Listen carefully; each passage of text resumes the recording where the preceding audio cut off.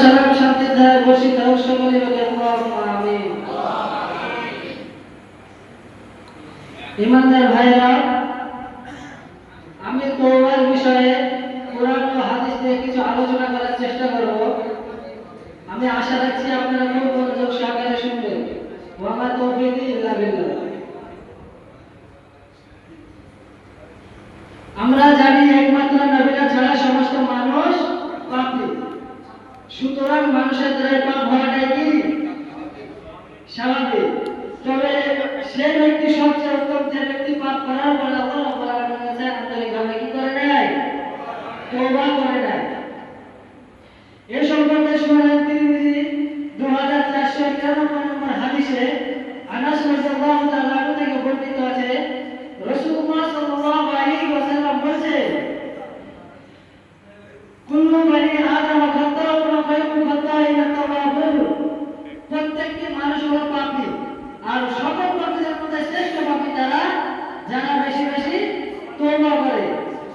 আর তওবা করে আল্লাহ রাব্বুল আলামিন অবশ্যই কি করে? পছন্দ করে।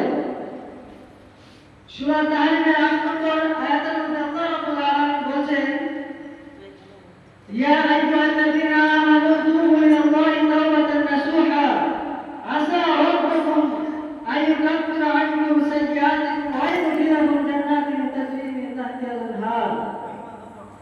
হে ইমানদারগণ, তোমরা খাঁটি মনে তওবা করো, তোমাদের প্রভু অবশ্যই তোমাদের পাপগুলিকে মুছে দেবে এবং এমন একটি জান্নাতে প্রবেশ করাবেন যার তলদেশ থেকে ঝর্ণা প্রবাহিত হতে থাকবে। ঝর্ণা বলতে বোঝায় আমাদেরকে এমন একটি জান্নাতে প্রবেশ করাবেন, সেই জান্নাতের নিচে থাকবে নদী, সেই নদীতে নহর প্রবাহিত হতে থাকবে। দুধ, শরাব, মধু আর অন্যান্য জিনিস প্রবাহিত হতে থাকবে।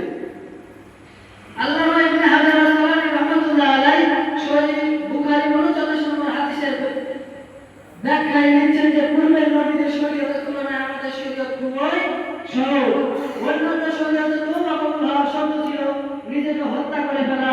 সুতরাং বান্দা গুনাহ করে ফেলেছে, তাই পৃথিবীতে তার আর বেঁচে থাকার অধিকার থাকতো না, নিজেকে হত্যা করে ফেলতে হতো। আমাদের এই উম্মতের তওবা কবুল হওয়ার জন্য নিজেকে হত্যা করে ফেলা নয়, বরং খাঁটি মনে তওবা করে নেওয়াটাই যথেষ্ট। প্রথমে জানতে হবে তওবা মানে কি। সুতরাং প্রথমে আমাদেরকে জানতে হবে তওবা মানে কি। গুনাহের রাস্তা ত্যাগ করে আল্লাহর দিকে ফিরে আসাকে তওবা বলা হয়। এবার আমাদের জানার বিষয় হলো খাঁটি তওবা কাকে বলে। আল্লামা ইবনে হাজার আসকালানী রাহমাতুল্লাহ আলাইহি ব্যাখ্যায় লিখছেন যে তওবা কবুল হওয়ার শর্ত হলো তিনটি। কয়টি ভাই? তিনটি। এক নম্বর শর্ত আছে যে গুনাহ থেকে তওবা হচ্ছে সেই গুনাহ কাজটা একেবারে ছেড়ে দাও। দ্বিতীয় নম্বর শর্ত হচ্ছে বিগত দিনে যে সব গুনাহ কাজগুলো করেছিল সেই সব গুনাহ কাজের জন্য লজ্জিত হও। আর তিন নম্বর শর্ত হচ্ছে আগামীতে ওই সব গুনাহ কাজগুলো করবো না, পাকাপোক্ত হওয়ার প্রতিজ্ঞা করা। আমরা যদি এই শর্ত তিনটি সঠিকভাবে পাই তাহলে তাকে বলা হয় তওবা নাসুহা। সুতরাং খাঁটি তওবা।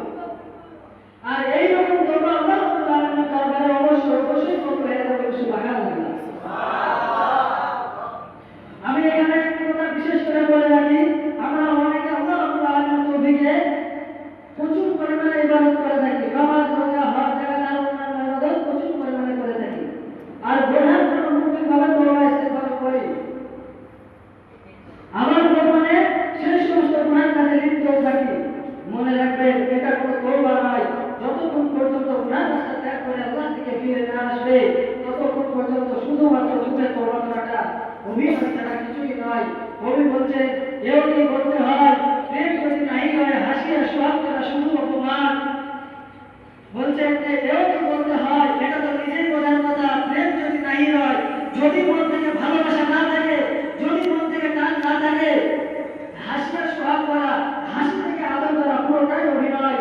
শুধু সম্মান, সেটা সম্মান না, বরং সেটা হলো অভিনয়। আমার আল্লাহ রাব্বুল আলামিনের উপরে যদি আমাদের ভালোবাসা না থাকে, আমাদের অন্তরে যদি আল্লাহর ভয় না থাকে, তাহলে সেটাকে তওবা বলে না। আর তওবা মানে অভিনয় করার কোনো প্রয়োজন নেই। আল্লাহ রাব্বুল আলামিনের কাছে তওবা করতে হবে।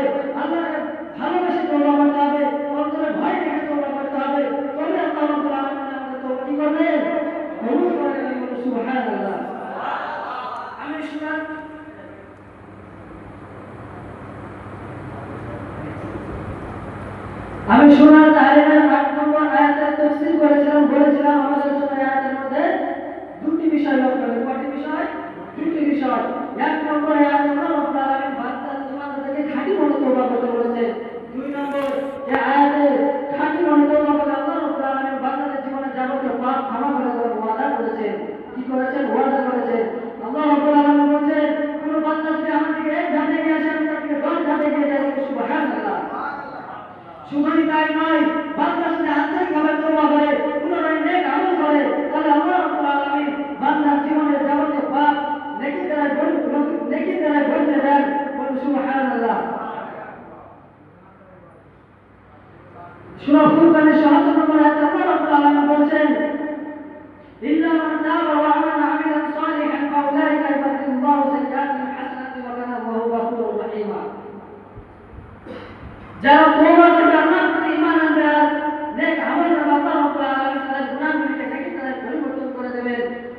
আমরা একটু ভেবে দেখি আল্লাহ রাব্বুল আলামিন কত দয়ালু, কত ক্ষমাশীল, কত বড় মেহেরবান, বান্দার পাপ রাশিকে সহজ উপায়ে পরিবর্তন করে দেয়। কিন্তু শর্ত হলো আমাদেরকে খাঁটি মনে তওবা করতে হবে। দোয়া করে আল্লাহ রাব্বুল আলামিনের সকলকে খাঁটি মনে তওবা করতে, দোয়া করে আল্লাহ রাব্বুল আলামিনের সকলকে খাঁটি মনে তওবা করার তৌফিক এনায়েত করুন। এই বলে আমার সংক্ষিপ্ত বক্তব্য শেষ করছি। ওয়া আলাইনা ইল্লাল বালাগ। আসসালামু আলাইকুম ওয়া রাহমাতুল্লাহি ওয়া বারাকাতুহু। আমার বলার পরে যদি কোনো ভুল ত্রুটি হয়ে থাকে ছোট ভাই হিসেবে মাফ করে দেবেন।